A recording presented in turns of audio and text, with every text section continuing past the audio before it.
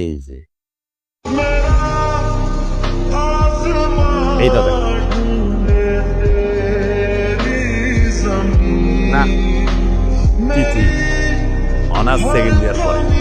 ভালো কাজ সরকারি কোর্স খুবই ভালো স্কিল বাপে মেম্বার বিরাট পাওয়া জোর সরান্ত তোমার মা মারা যাওয়ার আগে গ্রাম থেকে সবসময় আমার ঘুমরে মতো আমার পোলারে বিয়া করানো সুন্দর দিকে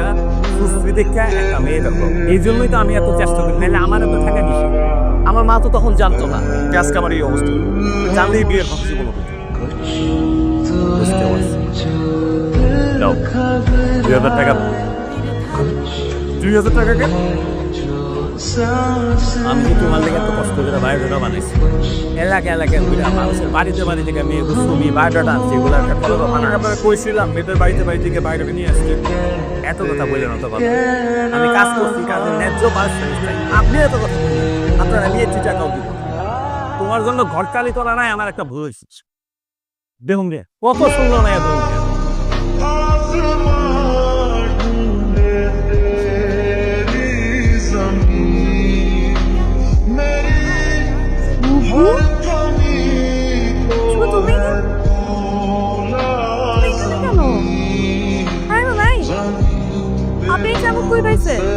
জানি না আরে জানি না মানে আপনি তো আমার এই সামুক দিলেন কই পেছেন কোন না